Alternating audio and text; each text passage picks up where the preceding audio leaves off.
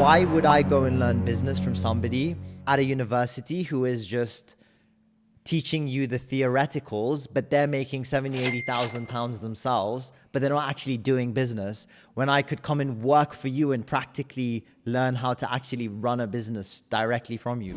University has a great experience. The social environment, number one, is good. But number two, if you choose the right course and you research the course well, you'll find that it teaches you it gives you a lot of tools and skills and methods about how to analyze businesses, to conduct yourself in business, and so on and so forth. I want to challenge you a little bit on that, right? And the reason being is, I'm sure most people who are going to be watching this are going to be sitting there and thinking like, why would I go to university, right? So for example, me, I did a law degree. I never pursued law after because I didn't want to, right? But you speak to a lot of people, they'll go to university, they'll do an economics degree, they'll do a business degree. Now, when you went to university, you came out and you now had an opportunity to get these jobs, right? Like there was this good job market, making 25,000, pounds, dollars during that time was good money, right? Now, you come out of university with business degree or with an economics degree, you're not guaranteed a job. The jobs that you are potentially able to actually do, you're still living paycheck to paycheck to paycheck.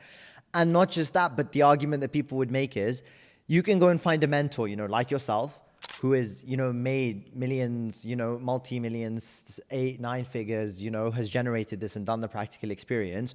Why would I go and learn business from somebody at a university who is just teaching you the theoreticals, but they're making 70, 80,000 pounds themselves, but they're not actually doing business, when I could come and work for you and practically learn how to actually run a business directly from you? I mean, it's a good question. Obviously, we grew up at a time when there was no social media, there was no YouTube, and I get it today, my own kids, and there was no AI, which is, a huge new invention that's out there, and it's probably going to put, a lot of teachers and professors maybe out of work as well.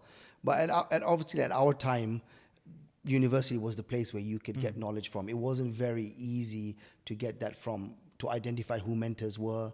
I mean, today everyone who's a mentor is on social media advertising their services, and their phones are probably listening to you. And if we had a conversation, whatever we're talking about, it's probably going to appear on my feed, later this evening.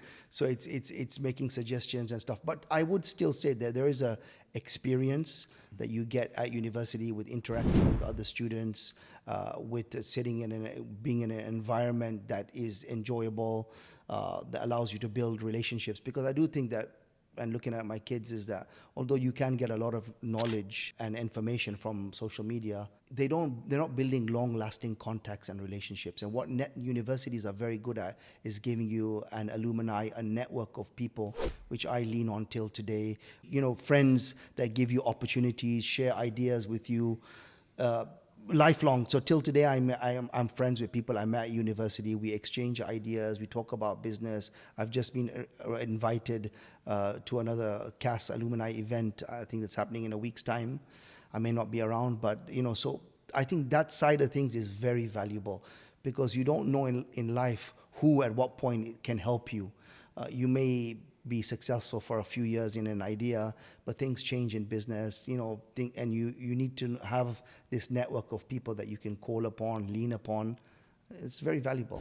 I think it's difficult, right? Because for me to comprehend, because I understand where you're coming from, but at the same time, the reason that you're coming from this vantage point is because of the experience that you specifically had, right? Like, you are talking about this from your vantage point because you went to university and it added value towards your life, right? For me, when I went to university, all everyone was doing around me was doing drugs, drinking, getting messed up. That's all I saw around me. And you're right, there are people who you can build connections with, but it was minuscule, right? Like, there weren't as many people as you think. And your point of connections that are lifelong is very interesting, because I maybe speak to 3 people who are still at university 5 years later, right? And for me, I learned more in 1.5 to 2 years of working for you than I did in 3 years of my law degree, right? So I understand what you're saying, and I'm not sitting here and downplaying the fact that there isn't value in university. I definitely believe it when it comes to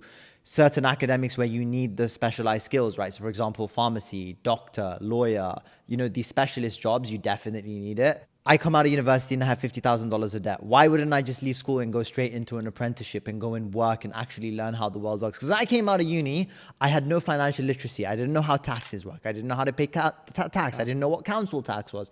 I didn't know how to manage my finances. I didn't understand how the government worked. I didn't understand how to manage things like university. The thing that I would argue is, at the end of the day, when you come into this real world, you have to learn a lot of skills to actually survive, right? Cash flow, you have to learn how to budget, you have to learn how to manage your expenses, you have to learn how to grow as an individual. There are theoreticals that you learn at university that I struggle to translate. And the only reason I say that from my own, I'm a lot younger than you, right? So I have a lot to still learn and a lot to grow. But I've learned more from you in the last 3 days of conversations than I learned in 3 years of university. And that's just because I was disillusioned with it. Yeah, but I think in your case, you did a law degree from what I remember, and obviously you now want to become an entrepreneur. I mean, obviously universities have to reinvent themselves and they need to think about their own future and their own business model, and that's for them to think about.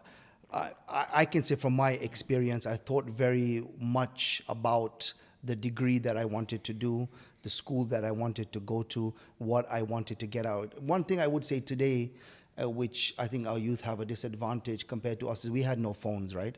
So we had a lot of time to think ourselves, because of today, if you're idle, you'll pick up your phone and start idle scrolling. Yeah. But we didn't have that. So then we would have more time to introspect, to think about, what we want to do, what we want to achieve. And I would recommend our youth to really put their phones down sometimes and, and kind of, ask themselves some very difficult questions or map things out. But for me, I remember I missed the grade for CAS in my strongest subject, which was French, because I grew up in West Africa. I was so confident that I didn't study much for that exam, thinking I'm going to get an A.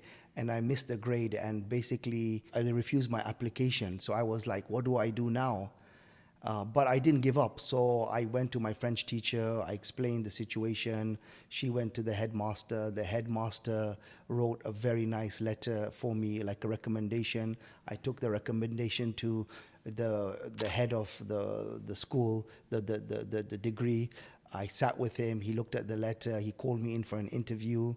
And so I persisted and and they grilled me. Why should I pick you over somebody that, got the grades and didn't make it in? And I had to answer all these difficult questions. But eventually, because of the persistence, I got into the university that I wanted to go to. And I think maybe that process also, because I had to work, not only do the exams, but then put through loads of interviews, probably made me take my university life. But wouldn't you also argue that persistency and that determination to get into university came from the work ethic that you'd built as a youngster through your entrepreneurial ventures, through the reselling, through that grind that you'd been doing? I would say that your youth does have a big impact on your character and your mindset in life.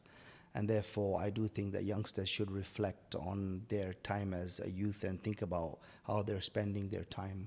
Because of my French background, I got a scholarship to go and do a master's, an MBA in Paris at one of the Grand Écoles. So me and a friend from university, we both got invited to do a master's at the École Supérieure de Commerce de Paris. So this was like fully paid for.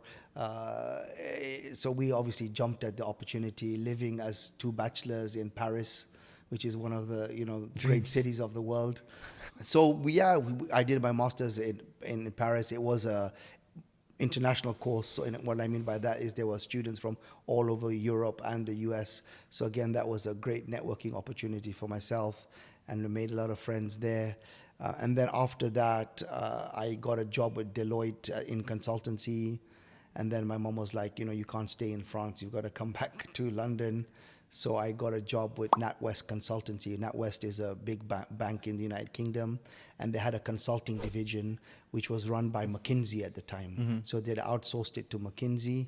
And McKinsey were basically looking at all aspects of the business for them strategically, and kind of looking at which areas they should expand, which they should close down, looking at the opportunities. And I was in that strategic department. Interesting. So I got a lot of good insight into business there as well.